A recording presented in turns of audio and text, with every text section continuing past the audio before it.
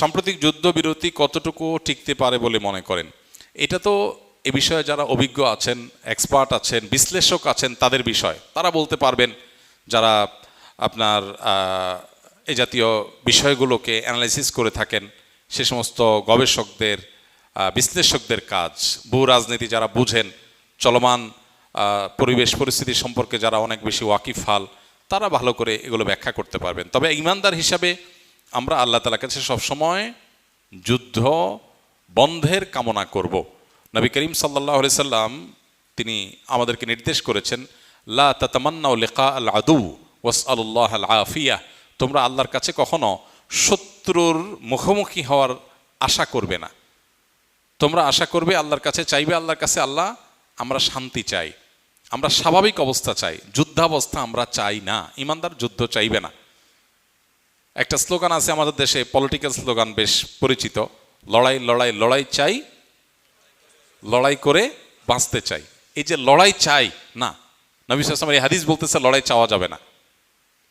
লড়াই লড়াই লড়াই চাই না, বরং আল্লাহর কাছে স্বাভাবিক অবস্থা চাইতে হবে, কামনা করতে হবে। হ্যাঁ, এর সাথে কোনো সংঘর্ষ নাই ওই হাদিসে, যে হাদিসে ঈমানদারকে শাহাদাতের তামান্না লালন করতে বলা হয়েছে।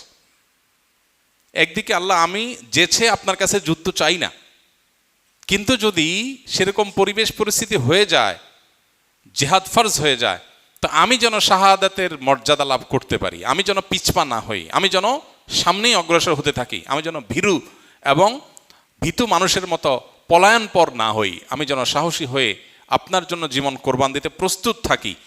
এটা হলো যদি ওই পরিস্থিতি হয়ে যায় তাহলে আমি শহীদ হতে চাই।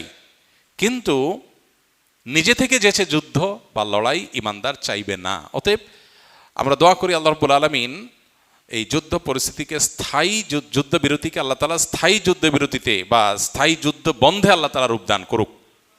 যত আগ্রাসী শক্তি আছে আল্লাহ তাআলা তাদের আগ্রাসন থেকে বিশ্ববাসীকে স্থায়ী স্বস্তি এবং মুক্তি দান করুক, আমরা দোয়া করি।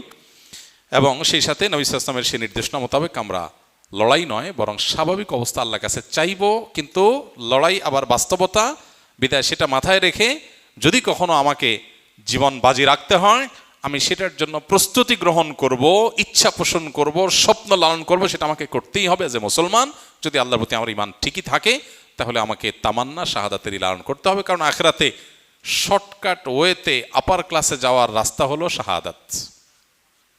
বিধায় সেটা আল্লাহর কাছে আমাদের তামান্না থাকতে হবে। আল্লাহ আমাদেরকে সেটা তৌফিক দান করুন, সেই সৌভাগ্য আল্লাহ তাআলা আমাদের সবাইকে নসিব করুন।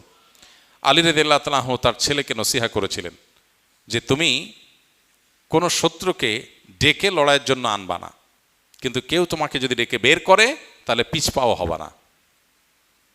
তাহলে এখানে অত্যন্ত চমৎকার সমন্বয় আমরা দেখতে পাই।